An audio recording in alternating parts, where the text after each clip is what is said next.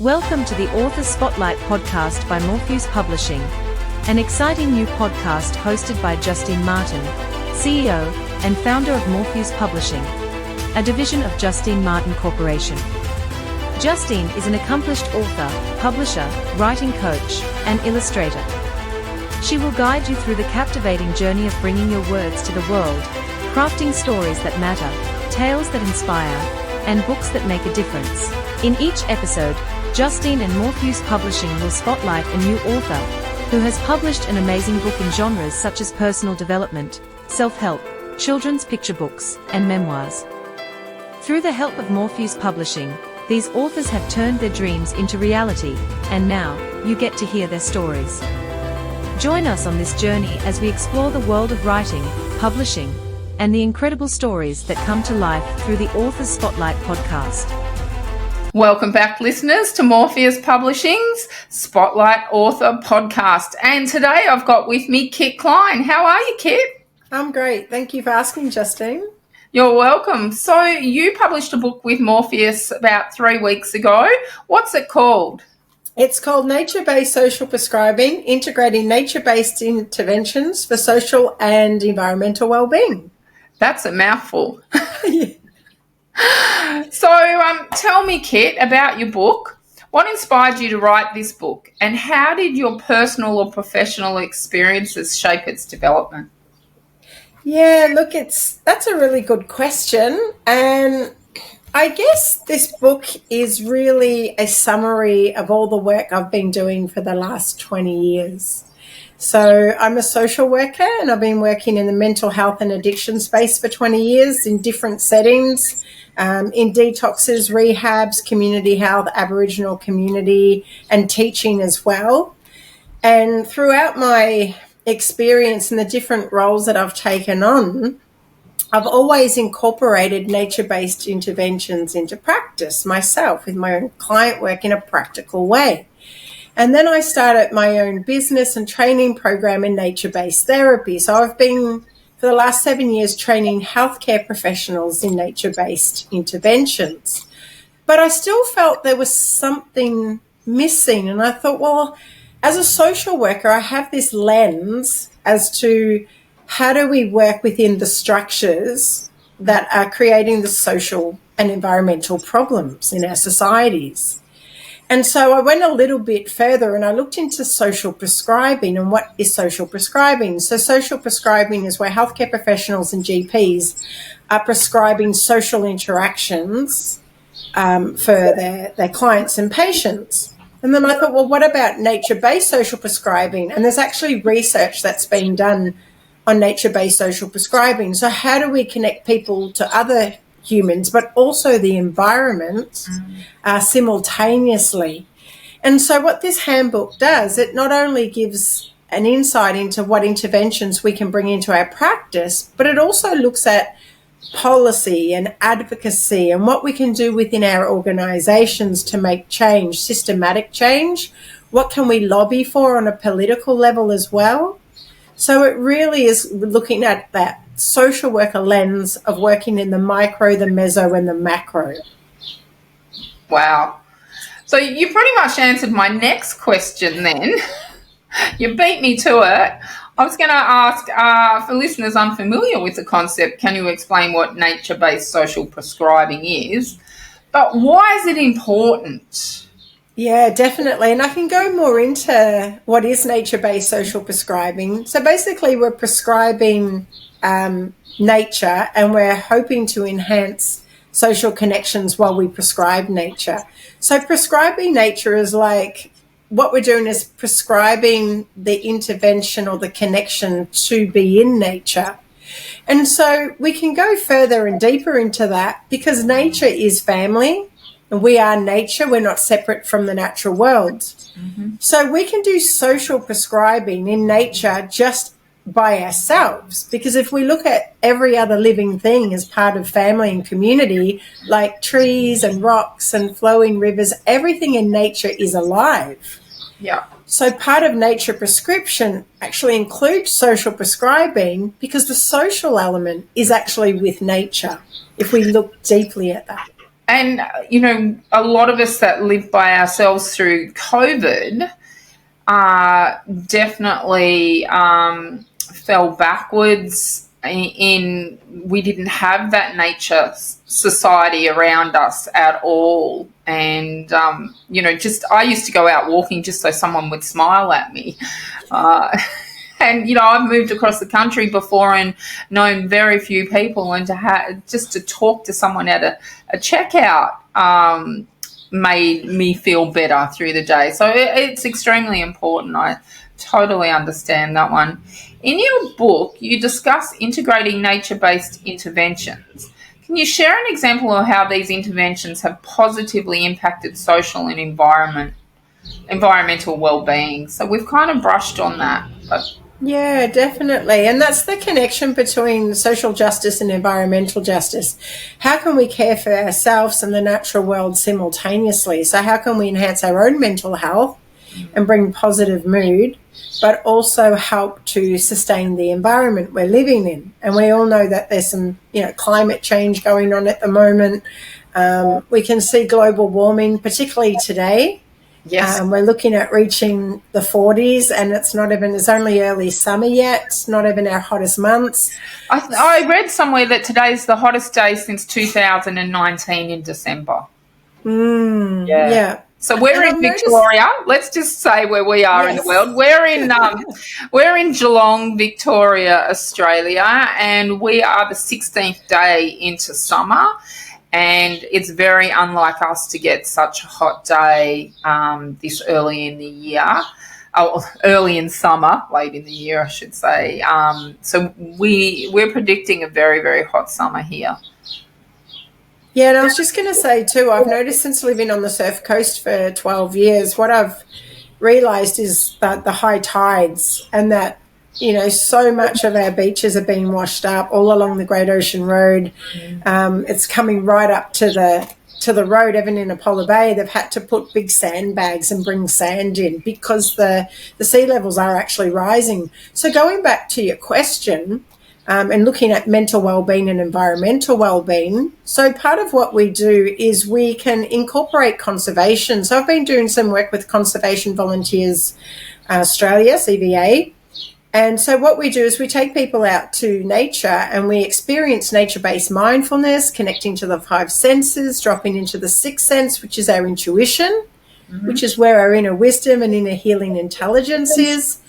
We're slowing down, connecting to nature. There's a lot of research that shows that it slows down our heart rate, it reduces our blood pressure.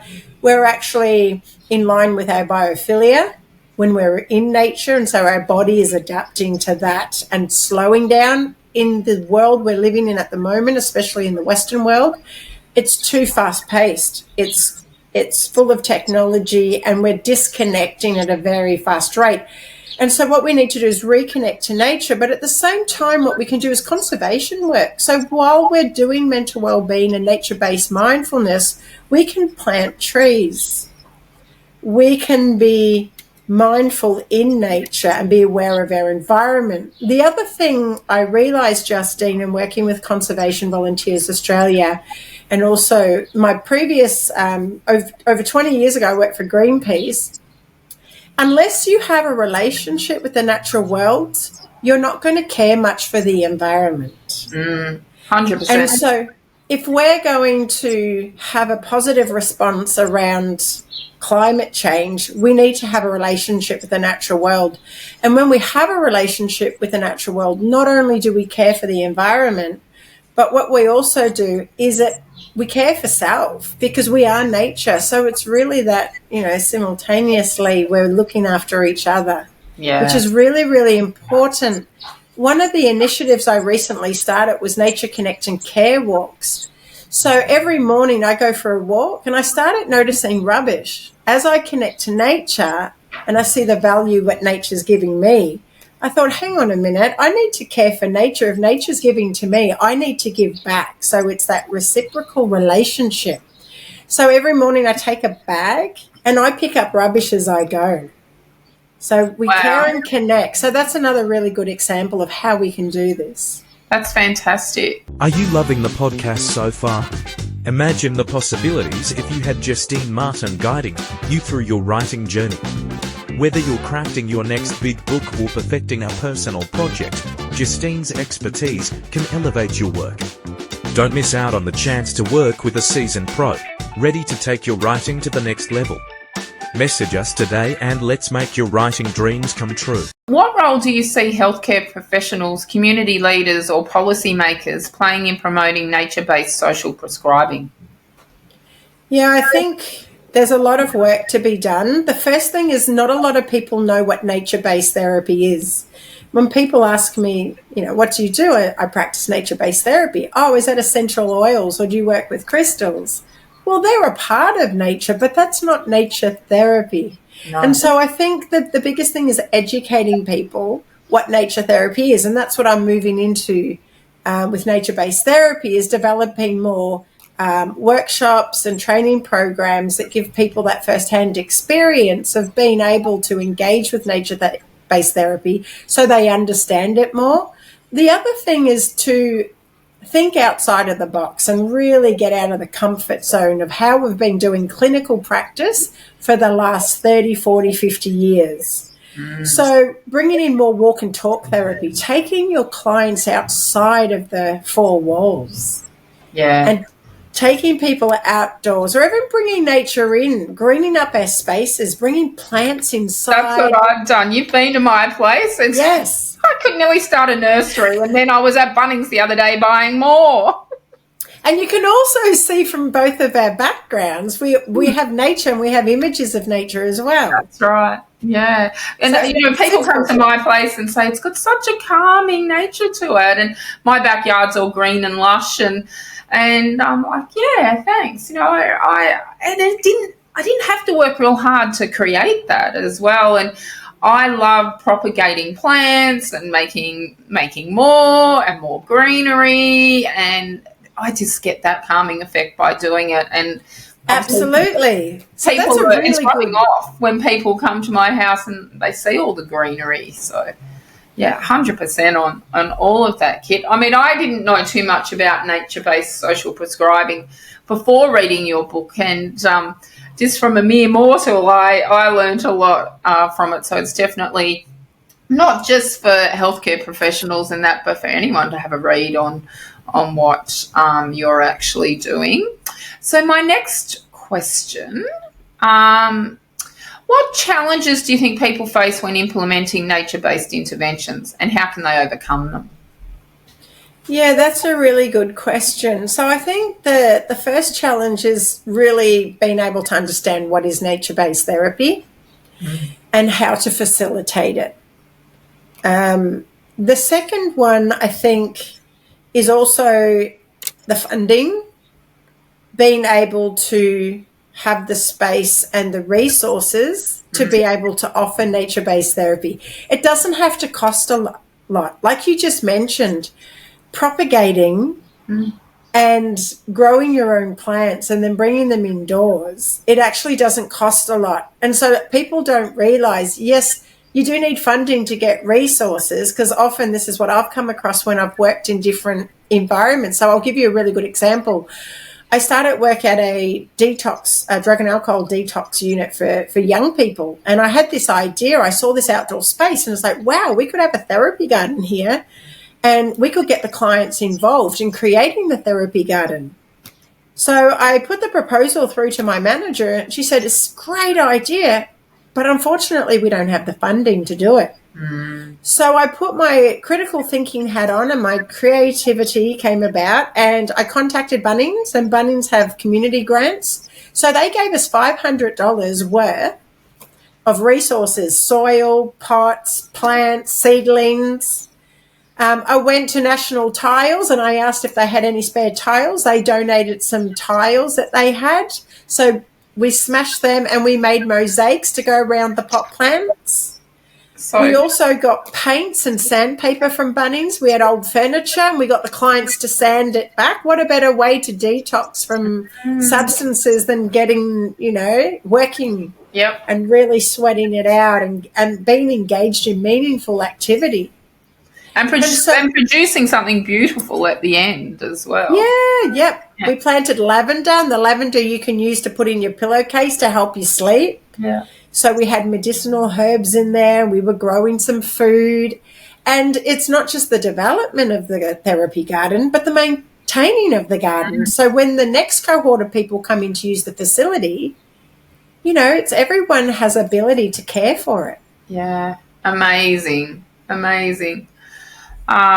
Well, when I got my backyard, like I'd mentioned, it was a concrete jungle. There was not one green bit, not one blade of grass. There was nothing there. And I've been here 8 years now, and it's got that tropical lush feeling, which is what I want. It does. I feel so relaxed when I come to your house. Yeah, I've got girlfriends that now pop in and use my place as a cohort for doing their work. So they're like, because there's 2 different work areas, and I could definitely start charging for a co-work space here because they get so much work done because it has got that vibe about it. So, okay, next one.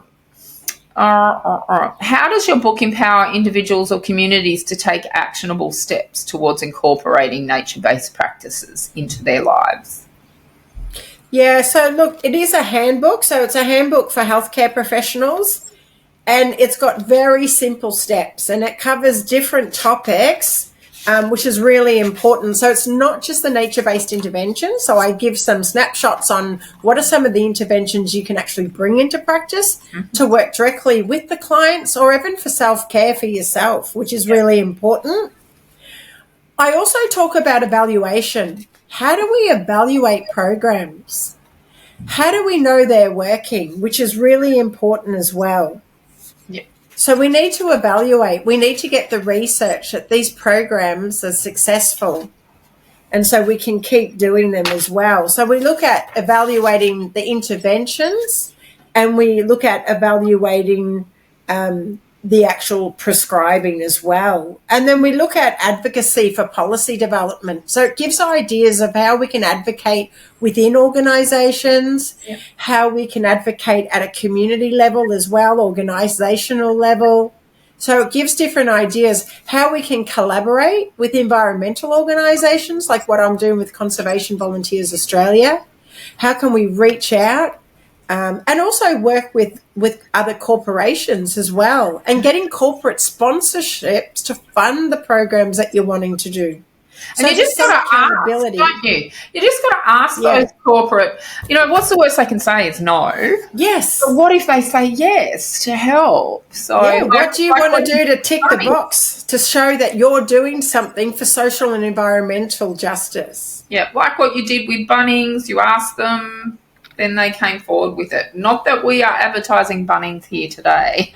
No. Just an example. Have you ever thought about writing your own book? Join the Morpheus Publishing Writing Group program and turn your dream into reality. Contact Morpheus Publishing today and start your journey to becoming a published author. If you could highlight one key takeaway or message from your book that you want readers to remember, what would it be? I think the biggest thing that I would love them to remember is how do you incorporate nature-based therapy into your life?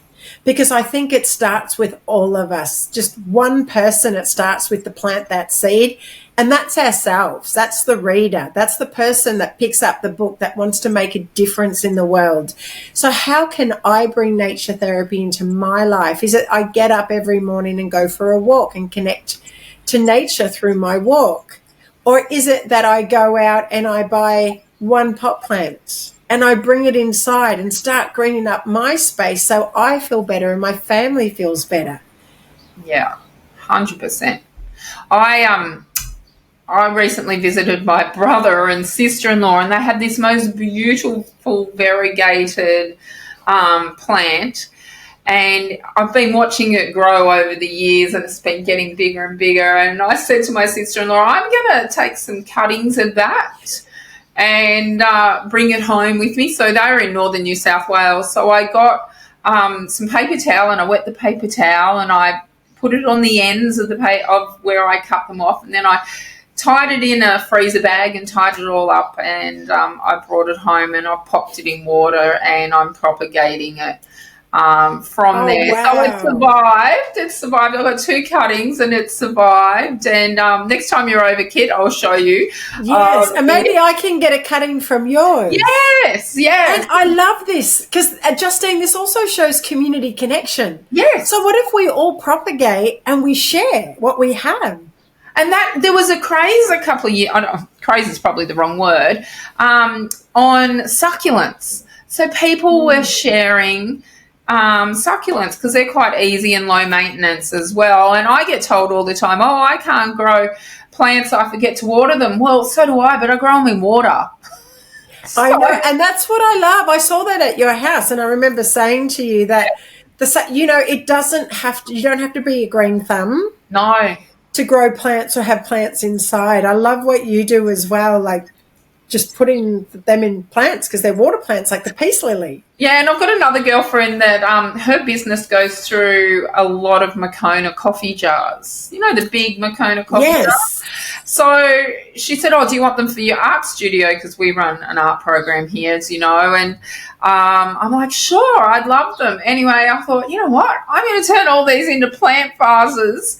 And they're the perfect size, the big ones, and just wash them and take the labels off and take all the glue off them, and there you go. So we're recycling as well here. So, yeah, and this is another great idea to connect to local business as well. So going around to local business and asking them, do they have those big coffee jars in their staff rooms? Yes. Yeah. Are they able to donate them? And then what you can do is gift back. So and I did last something. year for Christmas. Yes. Everyone got one for Christmas, and then this year someone gave us 12 enamel brand new cups. And I have spider plants absolutely everywhere. So I have baby spider plants as well, and I go and pick them all. And I'm like, right, this year everyone's getting those enamel cups with spider plants growing in them. And there you go. And they love them. All the students love them this year. It's a really good gift. And Justine, that just reminded me of something when we asked the question, how do we bring nature-based therapy, or how do we bring it into organisations and let people know what are some of the barriers? I had someone doing my course, and so they worked for a healthcare organisation, but the manager wasn't too keen or didn't know a lot about nature-based therapy. And so there was a bit of restrictions in allowing her to bring that practice into her workplace, but she was doing it in her private practice. And so it came up to Kris Kringle, and she got her boss as a Kris Kringle. And so what she did is she brought her a pot plant. Because she wanted her to experience firsthand having a plant in her office, so she could experience what was it like having nature with her, and if that made a difference, and that would bring her around to seeing the benefits of it.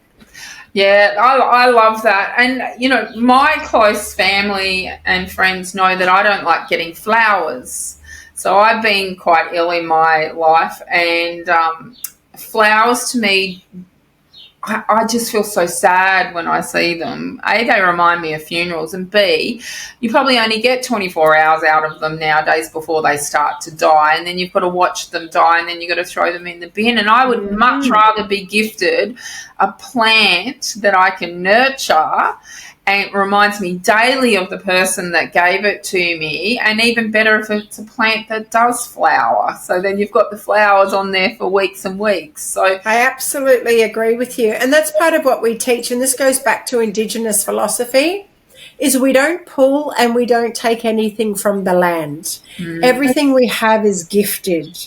And so we definitely don't go and pull flowers. If we're doing nature-based therapy and we're needing some resources to make art, doing nature-based creative arts, we take what's fallen, what's gifted from nature, fallen leaves, we can pine cones, anything that's fluid and moving, feathers. So we can't remove stones and rocks, and we don't pick flowers. Love that idea. Love that idea. So for my friends that are listening, remember, plants, not flowers. Yes. Especially this time of the year. What advice would you give someone interested in exploring nature-based social prescribing, whether it's a professional or for their personal well-being?